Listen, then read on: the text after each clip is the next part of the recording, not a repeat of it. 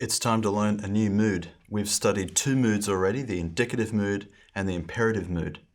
After the indicative mood, the most frequently used mood in the Greek New Testament is the subjunctive mood. Now we're going to talk about the various uses of the subjunctive in the next lesson. But in short, this is the mood of possibility. This is a mood that expresses some sort of future possibility or some sort of future wish or question, and sometimes an imperative, a command, that sort of thing. It has a variety of uses, which we will see very soon. Let's look at the forms. The forms are quite straightforward once we realize that the vowel in the personal endings has been lengthened. So you recall from the indicative forms we have luo, lues, lue, etc.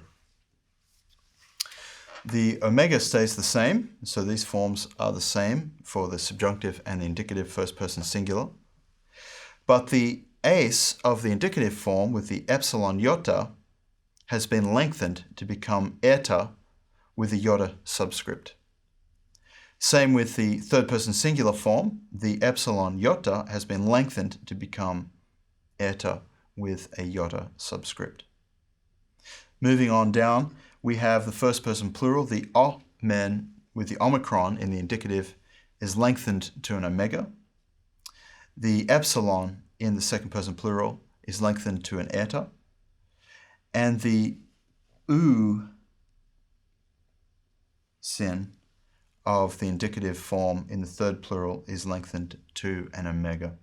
So these are the present active subjunctive forms. They're quite straightforward to learn as long as you remember that rule of lengthening the vowel in the personal endings. The same rule applies in the middle passive forms. And instead of lu-o-me with the omicron becomes o with the omega in the first singular. So we'll just work through these forms. Lu-o-mai, lu-e, lu-etai, lu-ometha, lu-esthe, lu-ontai, or with the modern pronunciation, liome, lii, liete, liometha, liesthe, lionte.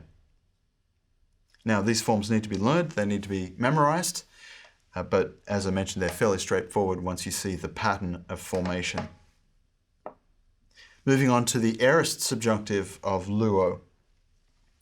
These are formed in a very straightforward fashion as well.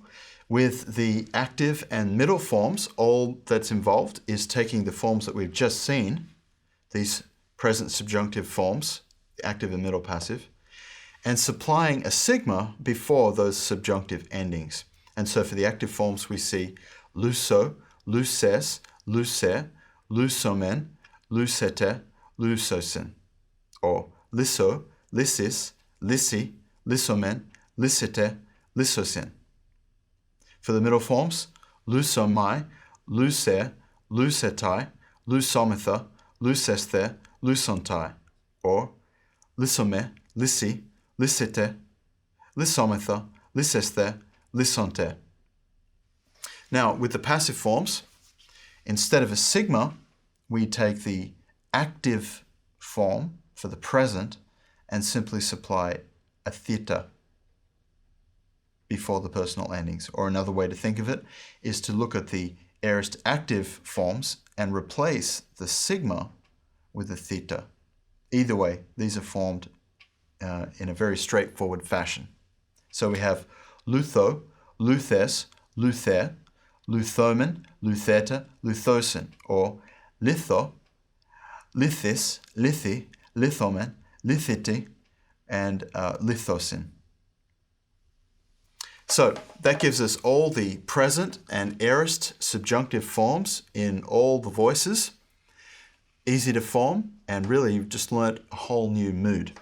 Now there's one other table to look at here, and this is the subjunctive forms for a me. We've seen before that a me does its own thing, but because it's such an important verb in the Greek New Testament, we need to study its own table in a sense.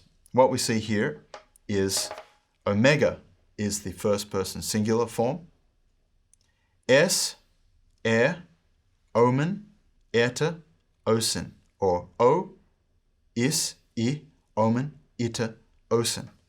Now, these are easily learned if you simply look back to the present active subjunctive forms that we've just learned at the beginning of this lesson and take the endings of those forms.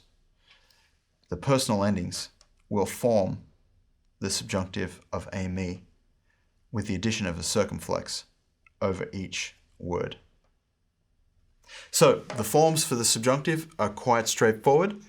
The uses of the subjunctive are a little more complicated, and that's what we'll be looking at in the next lesson.